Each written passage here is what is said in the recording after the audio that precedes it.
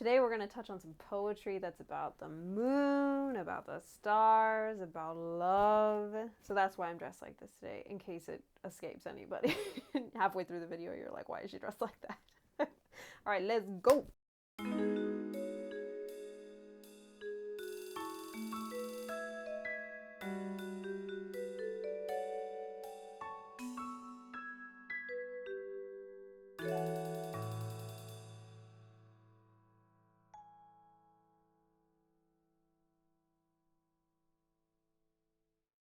Let's talk a little bit about a poet that you may not know much about, and actually, I still don't know either. I wish I knew more. So if anyone knows of any leads by the end of this video, please let me know, because I hit a dead end with the extended relations to this poet, and so I have no more information other than what I am presenting today. And this person's work I never would have likely researched were it not being set to music by the incredible Florence Beatrice Price, a woman with amazing musical and intellectual capabilities that led her to become the first African-American woman to have her symphonic work played by a major American orchestra. Amongst all the types of musical oeuvre that Price is known for, her songs, of which there are over 80, maybe even more, it's really hard to find a collective catalog of all of them. Those stand out as distinctly beautiful manifestations of the Chicago Renaissance through the combination of her outstanding abilities to play and write for the piano and the powerful Black poetry of writers like Paul Laurence Dunbar, Langston Hughes, and others. And amongst the poets Price most often used is a woman named Louise Charlotte Wallace. Price set 4 of her poems. Ray Linda Brown writes in the foremost published biography on Price, The Heart of a Woman, that Price only set one female African-American poet's work to song, Georgia Douglas Johnson's The Heart of a Woman, for which Brown's book is named. But this actually is obviously not the case, as the poems Day Dawns, The Crescent Moon, I Remember, and Night are all indeed penned by an African-American woman who is not Miss Douglas Johnson. So who is Miss Wallace, for whom no one really seems to have information? Louise Charlotte Wallace was born in Beaufort, South Carolina on September 30th, 1902. Though this information I found not from a birth certificate, as African Americans often were not given ample or any documentation at that time. And as an additional note on the difficulty of finding information, Social Security was started in 1935, and when it started, agricultural and domestic servant professions were excluded from the system, which were areas of labor in which around 60% of Blacks were employed, leaving people to have to apply for Social Security in later decades. Obviously, this can leave gaps in research for BIPOC people. So instead, I found her birthday on a picture taken of her gravestone at Cedar Lawn Cemetery in Blount County, Tennessee. I also had to find her death date, December 21st, 1973, from that same image, as I couldn't obtain any copy of a death certificate. Because of this, I don't know exactly why or where she passed away, though it's likely somewhere in Maryville, Tennessee, or Blount County in general, as she lived there most of her life, and it appears some of her extended family is there still as well. These dates were listed on ancestry sites, but they likely also pulled from this cemetery image source, since it was there for multiple family members. Louise's father was Reverend Oliver Charles Wallace, who was a teacher and attended seminary to become a preacher. He moved around for his education and professional advancement, graduating from Freedmen's Normal Institute and Maryville College in Maryville, Tennessee, then teaching in Knoxville, and finally attending seminary in Allegheny, Pennsylvania, where he was ordained by 1901. Then in 1902, he was in Beaufort, South Carolina, for some reason, where he met and married Mary Commons.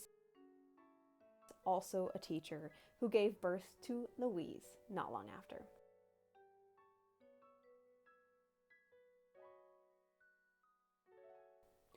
Louise had both a sister, Olive, who was born in 1907 when they moved to Monticello, Arkansas, and a brother, John, who was born a year later.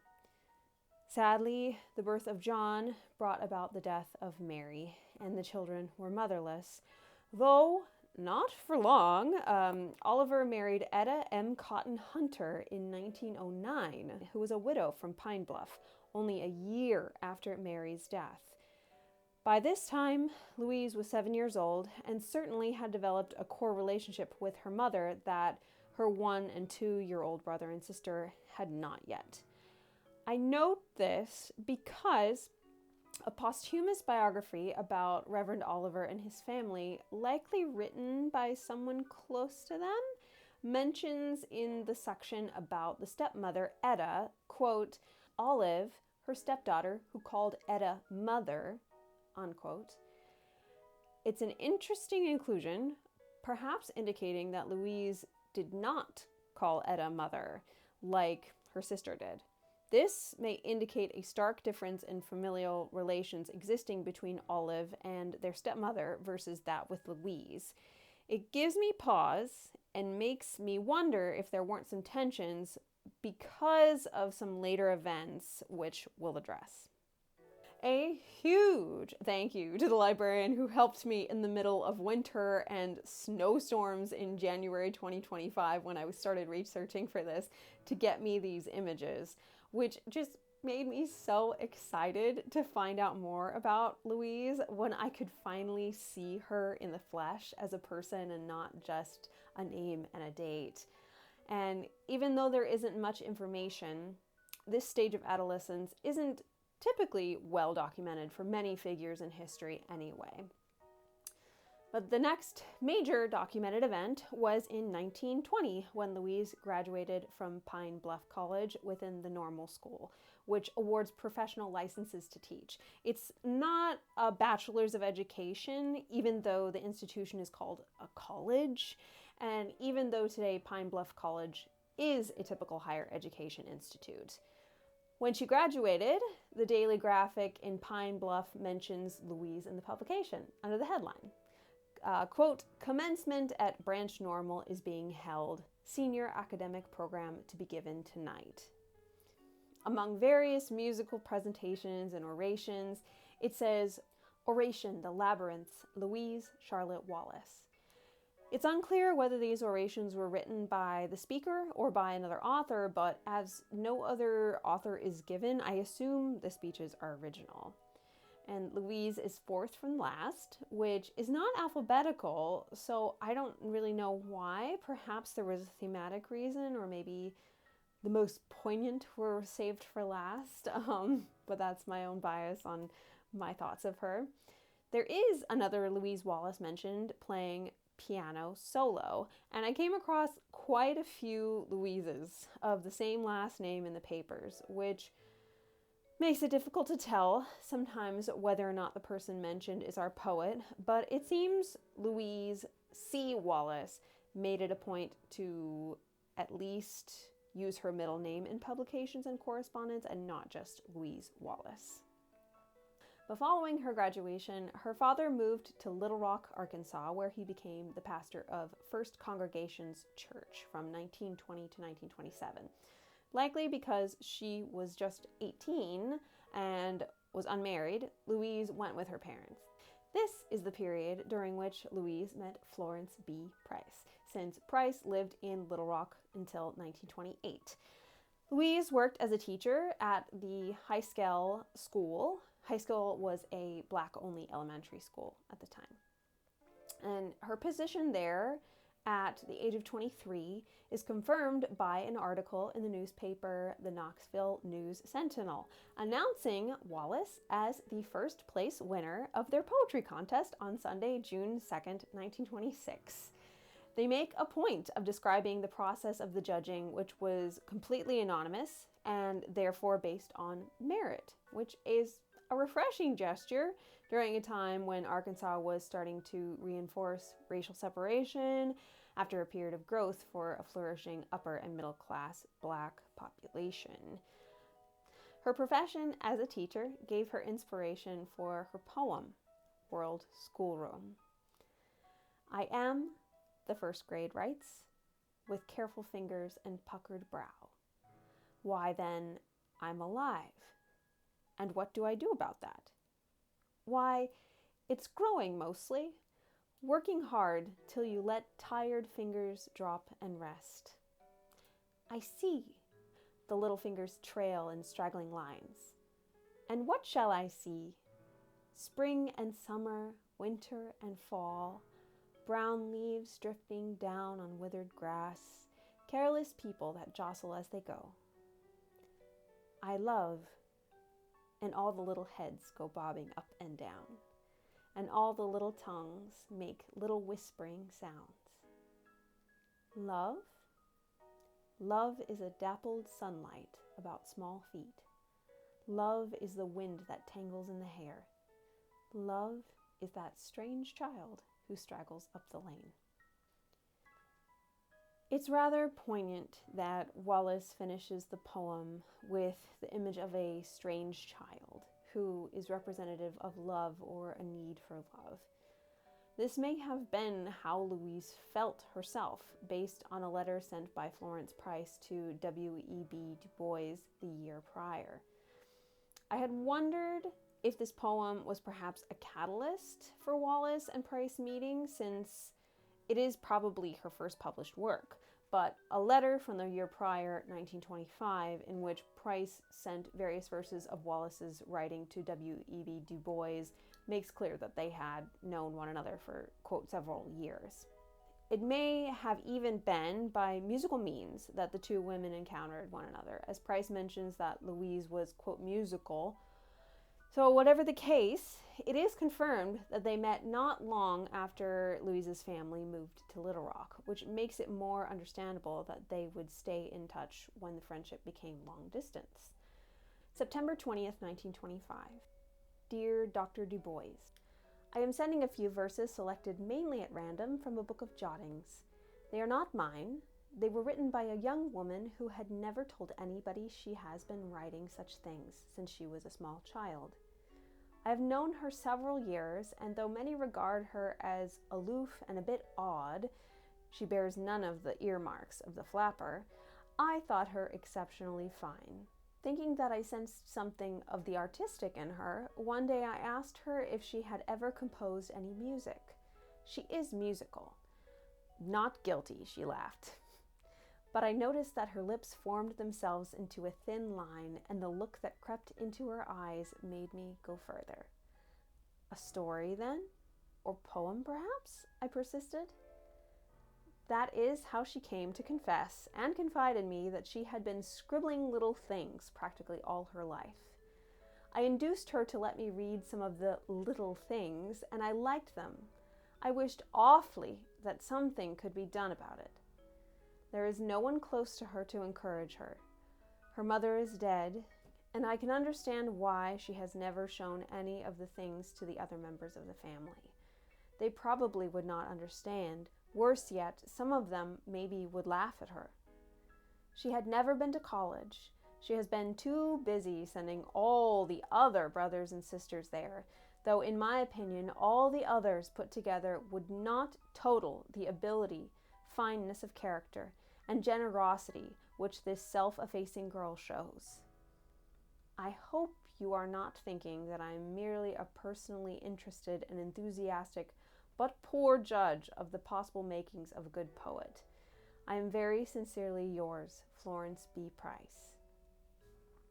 It's so touching to see how a woman such as Price, who struggled desperately to advocate for herself and her own incredible creations, how she wanted so very much to help a friend find success in her talents. It's clear from this letter that Louise was something of a black sheep in her family, which we saw remnants of in her being scarcely mentioned in her father's biography and in the note about Olive calling their stepmother mother.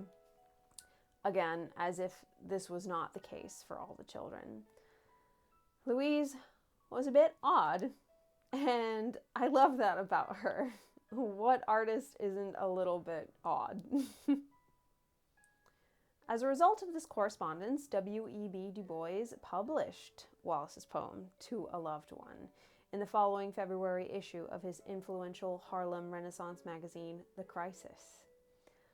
Florence's instincts about potential problems arising from her family's knowledge of Louise's work is impossible to know, since tensions arose, but they centered around the inclusion of some of Price's letter that prefaced the poem. Mrs. Florence B. Price of Little Rock, Arkansas, has discovered a promising young poet in the person of Miss Louise Wallace of Fort Smith, Arkansas. Mrs. Price writes us, quote, "There is no one close to encourage her. Her mother is dead. She has never been to college, for she's been too busy sending all the other brothers and sisters there. This self-effacing girl shows ability, fineness of character, and generosity." Can you imagine if other parts of the whole quotation were put in? Especially the little part about none of them being equal to her abilities, even with all their talents put together. Oh my God. It likely would have caused irreparable damage to be thus insulted in a national publication like that. I don't know if the family deserved the judgment, as I know very little of them, but Florence watching their treatment of Louise while she was the only one unable to attend college has a bit of the rage not unlike that which is provoked by watching something like Cinderella. It's unfortunate that we don't know how the family felt about Louise's poems itself, since the only other publication by Louise that I can find that is not related to Florence Price's songs is that previous poem, The World Schoolroom, which was only 4 months later from the Du Bois publication. During this time, it's clear that there were immense familial tensions. Florence Price illuminates this in a letter of gratitude to W.E.B. Du Bois. February 6, 1926. Dear Dr. Du Bois, I wish to thank you for publishing Louise Wallace's poem. You have opened for her the door of opportunity, and I hope she will prove herself worthy of this wonderful thing you have done for her.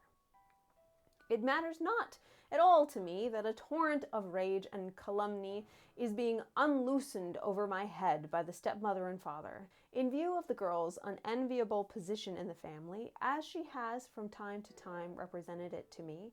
I have no retractions to make, no corrections to offer, except the striking off of the S from brothers and sisters. There are only one brother and 2 sisters living, which inaccuracy in transcribing to the typewriter resulted from the jamming of the stricken out words in the original draft. Thus, she has been too busy helping all the others of the family send brother and sister there. Too bad I didn't allow the original phrase to stand, which would have included not only the brother and sister, but stepmother and dad as well. The annoyance has come from an altogether unexpected quarter. My only concern having been that, suddenly confronted by unexpected opportunity, Louise, in sheer panic, might have disclaimed any poetical ability. I am enclosing a copy of a rather intimate letter to Louise from myself, because I am told that threats are being directed against the girl and attempts made to force her to refute the statement quoted in The Crisis. I have received no reply from her yet, but I feel confident that honor will not surrender to fear. Unfortunately, the intimate letter Florence sent in tandem was lost, as next to the section which mentions it, someone, perhaps an archivist, has written "not received." Regardless, Florence was feeling very defiant, clearly. I can't find mention of Louise's brother going to college, though it is likely he did, as the only son of the family. But his main achievement was serving in World War II in the Air Force. Louise's sister, Olive, on the other hand, is more well documented. She had graduated from both Philander Smith College and Talladega College, where she sang, traveled, and was part of Alpha Kappa Alpha, which was the first lettered sorority for African American women in the US. Of course, this was not Olive's fault that she was likely given more opportunity than her sister, as the evidence perhaps mounts against Etta. I do hesitate to make a character assumption from so little evidence, but based on what we've covered thus far, the situation does reveal some inequality amongst the siblings. But the hope that Florence had that honor would not surrender to fear, unfortunately, seems to have proven as lost. In a letter to W.E.B. Du Bois from Louise Wallace herself 2 years later, there had been clearly a panicked reaction from the poor poet. October 8th, 1928. My dear sir, in February 1926, through the kindly intervention of Mrs. T.J. Price of Little Rock, Arkansas, you gave me the opportunity of having some of my verses published in your magazine. Unfortunately, through the note that accompanied them, I found myself in an embarrassing situation with my family. Subsequently, I acted with an entire lack of sense, propriety, or anything else commendable. Realizing their futility, I offer no excuses. I do offer sincerest and most heartfelt apologies. Some months ago, I achieved reconciliation with my family and am at present with them, teaching in the city schools of Knoxville, Tennessee. I have tried to drop writing altogether. I have been unsuccessful in keeping a resolution. However, lacking in merit they may be, I find myself still at them. Quite recently, urged by teachers under whom I have been studying, I submitted a few to the editor of Opportunity, which were accepted. I am not expecting or looking for a material success in writing, merely hoping for a chance to work occasionally with passing recognition at a thing I like. But I find that it involves, to me personally, the knowledge that I am nevertheless immeasurably indebted to Mrs. Price for her encouragement. With no ulterior motive in so saying, I very greatly wish that she should know that. I am enclosing a copy of this letter in a stamped and addressed envelope to her. Will you, if you accept this apology, send it to her? To you, it may have been, I sincerely hope it was, a comparatively trivial incident. It wasn't to her, or to me. I should be grateful, earnestly so, if you would grant this favor. Respectfully yours, Louise Wallace. As a Black woman who was unmarried and had barely lived on her own, it must have been a terrifying prospect to be chastised and alienated from her family. Her hesitation to share her work was now inextricably linked to drama and fear from a lifetime of reinforcement, and now this event, Louise's confidence in her work had to have been shaky. And it's a shame that she suffered from a similar inability to Florence Price, that of owning their high level of ability. This potential that she had is confirmed by none other than W.E.B. Du Bois, one of the most well-known writers of the 20th century, who had offered unusual words of praise towards Louise's work upon receipt of her writing via Price in 1925. Mrs. Florence B. Price, 2417 Cross Street, Little Rock, Arkansas. My dear Madam, I think Louise Wallace has real poetic ability. It is a joy now and then, in the midst of the extraordinary amount of trash that comes to us, to find something of this sort.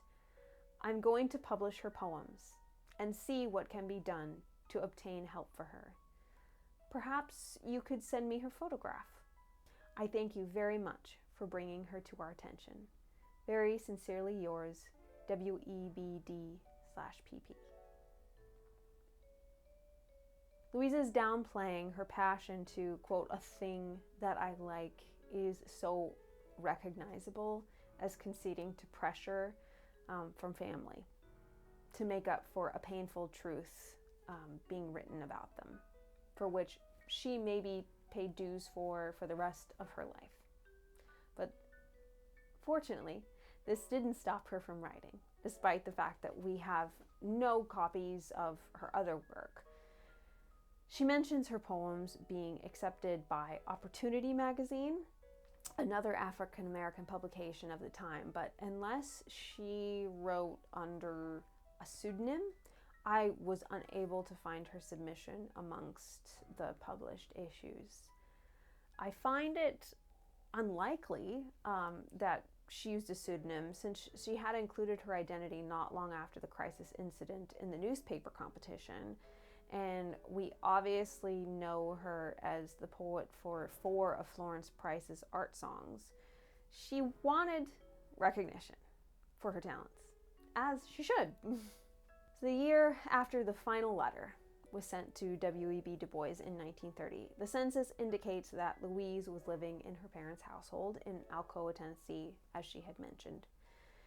She was 28 and still teaching. The Knoxville Sunday Journal confirms that she was working at Macmillan School, which no longer exists today. So with further proof from one other census, her father and brother John's obituaries, and her place of burial, there's no proof that Louise ever left Tennessee, except perhaps for brief vacations for the rest of her life. Maryville was to be her home. And after moving to Alcoa with her parents, the only proof of her continued poetical work was from 1933 and 1946, when Florence Price set her poems to music, along with the others that I don't have a date for. With Jim Crow laws and the economic depression that rained down on the average U.S. citizen during the 1930s and 40s, this is of little surprise. But it is quite certain that her writing continued as a deep part of who she was, based on what she wrote to W.E.B. Du Bois. The song Night is certainly the most famous of the 4 art songs for which Louise was the poet. It was published the same year it was written, in 1946, which was not the case for Day Dawns and the Crescent Moon, and the circumstances around the composition year of I Remember are unknown. Its publication was to be the last we have knowledge of concerning Louise's writing, but also almost the last concerning her life in general. As I mentioned, there are mentions of the name Louise Wallace throughout Knoxville and other Tennessee newspaper articles, though there is literally no way to know whether or not it was the poet or another woman. And some are particularly concerning, as they involve potential crimes or the selling of personal items in storage by a company from an owner trying to compensate for the lack of payment. Regardless of purely speculative considerations, the last 2 publicly printed instances of Louise appear in her father's obituary in 1955 and her brother's in 1953. Her brother, John M. Wallace, passed away on January 23rd, and amongst his living relatives, Louise is listed, and this year in particular could have potentially been difficult in terms of loss, as Florence Price also passed away that year on June 3rd, only 4 months later. Who knows how long it took for Louise to find out about Florence, or by what means she did. Perhaps Price's daughters knew of their friendship and sent letters, but again, it's unknown. And after 1955, I was unable to even find her in censuses of Tennessee for 1960 or 1970, and I scoured. I just could not find anything. And it's unfortunate to have so little information on someone who had such potential and poetic power that someone like Florence Price would set their poetry on multiple occasions.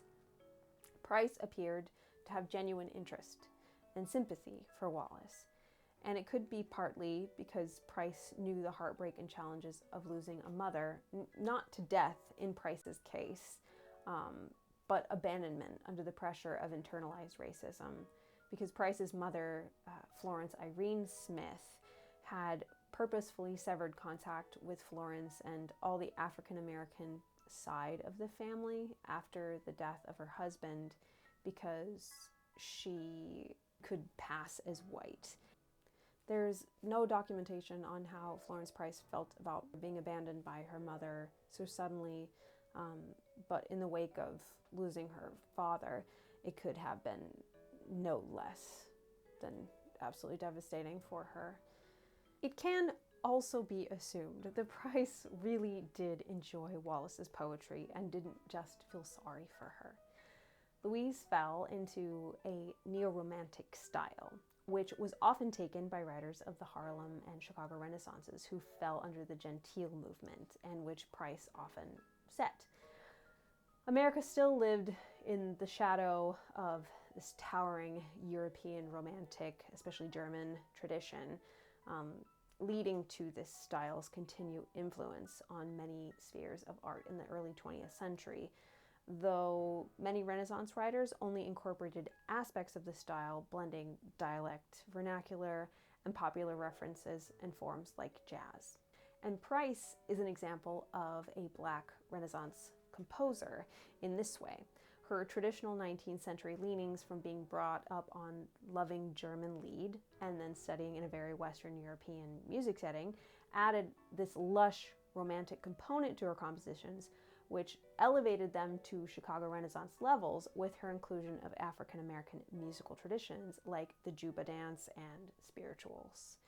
She straddled two worlds and experienced what W.E.B. Du Bois described as double consciousness of African Americans, which her mother could not bear, but Price faced head on. She had to see herself through the lens of the colonizer, yet she did not betray her mixed heritage in her music. She accepted the influence of both in herself and her work. And though her lived experience may have been different from Price in this way, the perspective and style of Louise Charlotte Wallace complements Price's compositions so well. Her pen oozes this inky and languid images, which Price meets with similarly slinky chromatic and lush chords. I just look at the poetry of Price's four settings by Wallace. Day dawns,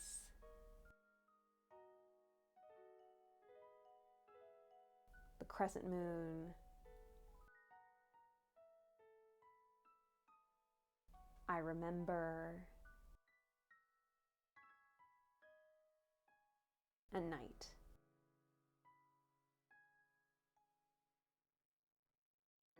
Wallace always employs images of the natural world, like the German Romantics.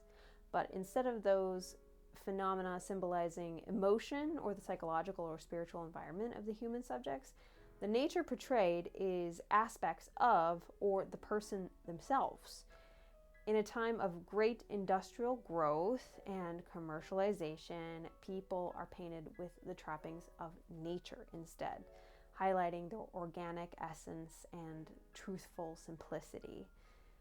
And the return to simpler views of humanity was another popular movement of the early 20th century, embodied by primitivism, and for better or for worse, often for worse, as we all know, the movement expanded interest in non-white culture and brought about the spread of African American arts. And in many cases, per usual, it allowed white people to appropriate or exoticize cultures that were not their own. Again. But creators like Wallace leaned more on the sentimental and romantic, using heady vocabulary that speaks very much to a bygone but respected sensibility that Raylinda Brown explains as literature from the Harlem Renaissance, while steeped in the romantic tradition and filled with Victorian ideals, implored white America to consider the writers of the Harlem Intelligista equal to or at least better than common blacks. Unquote. And Renaissance writers also utilized recognizable Eurocentric or biblical symbols like the Black Madonna seen in Night, which Langston Hughes also uses in his song To the Dark Virgin, which turns the European Mary imagery on its head. and Wallace's thick and sensual descriptions also hearken to the Bible, specifically the Song of Solomon, where a lover is described with the sights and sense of nature. If I knew how random the crisis poem to a loved one was, and if Louise had anything to do with the way it was constructed in the publication, I would say that that particular poem was most evidently connected with something like the Song of Solomon. Because also with a Reverend Father, it cannot be denied that Louise likely had full knowledge of this reference. And like other educated Renaissance writers, Wallace's heavy use of metaphor could be taken to express specifically Black personas and experiences, despite the fact that she is a little bit more subtle about transformative aesthetics that shifted beauty from white to incorporating Black qualities. Her palette of natural imagery in all these songs calls forth the sun/day, or the moon/night, or both. And the night and its darkness became a powerful image for Langston Hughes, too, in an attempt to show the beauty of Blackness and claim its value in the blazing daylight of white oppression. Again, not only is Wallace's poem Night an example of biblical references, but of this modality for the fight for equality. Night appears as a Madonna, the beautiful master of her house, the universe, where she lights up the sky and is mother to the day, who rests under her watch. Furthermore, Wallace's two poems, Day Dawns and The Crescent Moon, which appear one after the next in a set of 3 songs by Florence Price, could be analyzed to similar effect. Day is painted by Wallace as something beautiful, yet austere, and, quote, cold and still. Day is a carven frieze, or a band of carved relief designs in architecture, like on the Pantheon. It's classical and untouchable. Yet, the moon in the preceding poem, The Crescent Moon, is still untouchable, but is put in relation to the poet personally, who loves her and sees her as beautiful without flowery description. Longing is the focus, as Wallace anthropomorphizes nature, or perhaps describes a love of hers that she replaces with the moon. The moon is a feminine figure, which is an interesting thought that I'll touch on. Opposingly to these works, the poem that she wrote, I Remember, is more difficult to classify as bearing a resemblance to the Harlem or Chicago Renaissances, at least based on the subject and when it's taken at face value. The subject described is clearly not someone of color. Quote, never shall the sun pour light on a yellow flower, but I see thy hair. Never again September's sky, but the blue of thine eyes returning. This is a blonde-haired, blue-eyed person. And then I take pause because I wonder what the motivation for writing this poem was.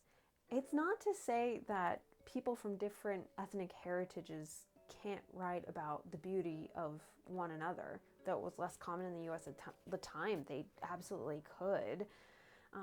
It could be very well that Wallace was simply taking a traditional image of a person that was acceptable or deemed, though wrongfully so, more poetic or more beautiful. But that supposition would seem strange, given the pieces that we already discussed, which don't suggest that Wallace felt pressure to represent whiteness as more favorable than blackness. Jessie Fawcett, another woman poet of the Harlem Renaissance, acknowledges white beauty in her poem, Touché, but it remains in relation to the black beauty and the black relationship of the Renaissance movements, and gives it more context and point of view. So is this person of I Remember real or fictional? Perhaps it was just a pretty piece that Price liked and decided to set. Or one might argue that Wallace was writing under a persona or a pen name, but her own name always appears in her materials. And we saw from her letter to Du Bois that she did want some recognition for things she liked to do.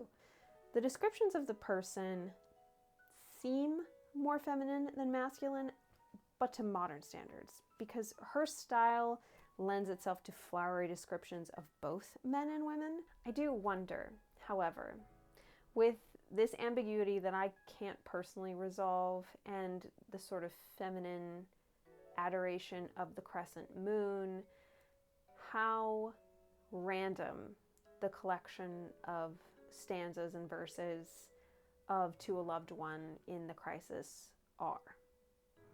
Even when taken in smaller chunks, I do think there are some interesting supports for the possibility that Louise was maybe a little bit sapphic, which would not be uncommon for the time.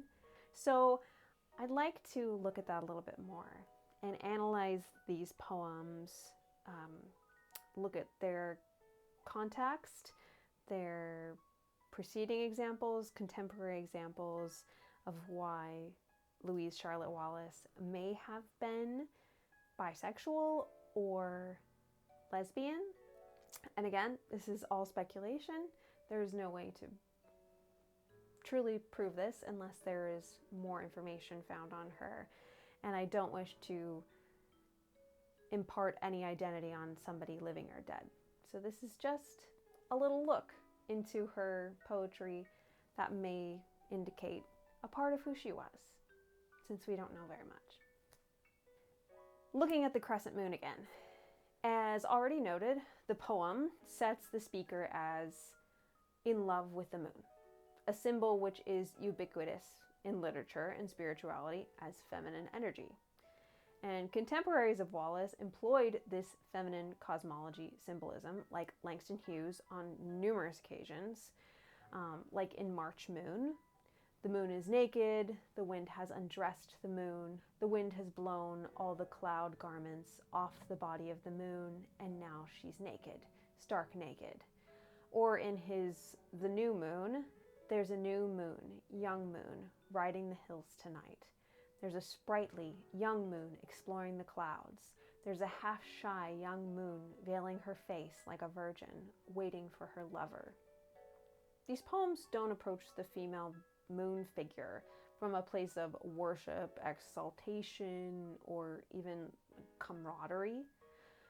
Perhaps in part because they were from a male perspective. But before Wallace and others, Emily Dickinson gave the moon a more reverential, womanly persona in The Moon Was But a Chin of Gold, where pieces of the universe become items in the moon's wardrobe. Her bonnet is the firmament, the universe, her shoe, the stars, the trinkets at her belt, her dimities of blue. She's not sexualized like with Hughes, but humanized and empowered by making her trappings of a grand scale. Even more pertinent, however, is the importance of this imagery to other Sapphic Harlem Renaissance poets like Gwendolyn B. Bennett, May Virginia Cowdery, and Angelina Weld Grimke. Unlike openly queer blues artists like Bessie Smith and Ma Rainey, middle-class female Black writers had to employ more subtlety and more interior modes of reflection in verse to maintain their social position. Carol Marks explains that Black middle-class women's primary role was that of hostess or entertainer, and not particularly that of writer, composer, or creator within other disciplines that gave a greater sense of control or power. Therefore, if women were to write, they had better keep their work within the realms deemed acceptable subject matter for women, namely concerns of women like love, genteel things, as it were. And Louise Charlotte Wallace and her contemporaries like Georgia Douglas Johnson were part of this genteel movement to varying degree. The poetry didn't employ dialect and exercised skill in Victorian writing sensibilities, which appealed to a delicate view of women that pervaded and arguably still pervades standards of femininity. And despite their skill with words that was equal to the men of the Harlem Renaissance, the constant critique of their work centered around the fact that their work appeared feminine. So, you must be feminine, but your work is bad because it's feminine. Like patriarchy at its finest. As a result, poets like Georgia Douglas Johnson suffered her poetry to be called unsophisticated and emotional, which the same issue appears throughout history. Like, I remember reading about it with Germaine Taillefer and others of the kind, so par for the course. But women still found ways to present subversive themes within restricted parameters. Poets like Grimke and perhaps our Louise Charlotte Wallace. To achieve this, they employed darkness and night and its characters to play a central role over and over and over. Poems like The Want of You and a Trilogy by Grimke, or Dusk by Mavie Cowdery. A hint of gold where the moon will be, through the flocking clouds, just a star or two. Leaf sounds, soft and wet and hushed, and oh, the crying want of you. Behold, she comes, the queen of the night, with haunting grace and haunting eyes, a figure motionless, alone, her solemn, radiant, vigil keeping, never sleeping, never sleeping. Like you, letting down your purpled, shadowed hair to hide the rose and gold of your loveliness, and your eyes peeping through like beacons of light in the gathering darkness. The realm of night suggests escape, hiding, freedom within a realm that is not controlled by the same entities who rule the world under the light of the sun. For women of this time, queer or not, original Romanticism's emphasis on escape into nature transformed from the broad locales of the woods or the fields into the specific and counter-public world of nighttime, which symbolized a freedom from the dictates of the public world. German Romantics moved from the technological to the agricultural. Female African American Romanticism moved from the patriarchal day to the matriarchal night. And blues and cabaret arguably set the example for this symbolic and practical standard. In an essay by Sam Tenorio, now an assistant professor of African American Studies and Women's Gender and Sexuality Studies at Penn State College of Liberal Arts, they argue that cabaret created a queer space, queer both in the other and sexual orientation senses, because of its operation taking place in the temporality of after hours, and defied municipal and moral law which sought to regulate the questionable morality of the lower classes that the cabaret stood for. All this to say that female poets of the Harlem and Chicago Renaissance offered examples of how to explore their identities, which one sees echoes of in Louise Charlotte Wallace's work as well. The poem, or bites of poetry, that potentially puts all of Wallace's poems into this context for me is, like I mentioned, To a Loved One, published in The Crisis in 1926, which is prime time for these sort of sapphic writers. There are a few stanzas in this larger pastiche of a poem that stand out as potentially being markers of something ambiguous for me. So the first is the second stanza, which is, "Thy mouth is a scarlet stain that seeps bitter and sweet together. Thine eyes are dancing pools that laugh in fair and stormy weather. Thy heart is a bird that soars and sings up to the feet of God, and from thy wings drops down to me one shining azure feather." Who is this thee that we're talking about? There's no concrete gender for thee, unless we maybe bring in the Song of Solomon again, which I previously mentioned bears similarities to this poetry in the wording. So in the Song of Solomon, the two lovers paint sensual images of one another, like I said, through sight, smell, taste, and touch. And adjectives like beautiful are not withheld for only the woman, but are used also for Solomon, like in chapter 1, verse 16. But there are some similarities between how Wallace's thee and Solomon's bride are described. Thy lips are like a thread of scarlet, chapter 4, verse 3. Thy lips, O my spouse, drop as the honeycomb. Honey and milk are under thy tongue, and the smell of thy garments is like the smell of Lebanon. Chapter 4, verse 11. Or thine eyes like the fish pools in Heshbon. Chapter 7, verse 4.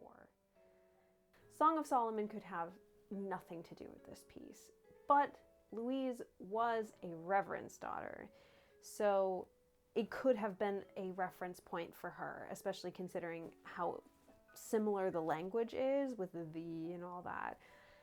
At the time that I was looking at this To a Loved One as a complete work and not as random pieces put together, as I realized I have to take it that way because I don't know how involved Louise was in its construction as a whole, I hypothesized that Solomon always refers to his bride as thee, and she always refers to Solomon as he. She doesn't address him in the you form at all. She's like sort of, there's a distance there. And so then I compare that to how Louise uses thee and he in her work To a Loved One. But we can't do that because we don't know.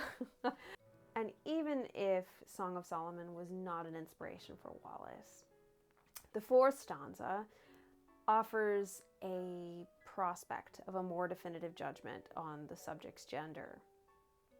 The moon hath laid her hands on thee, the moon and the summer night. The jasmine flower did the night steal for thy perfume.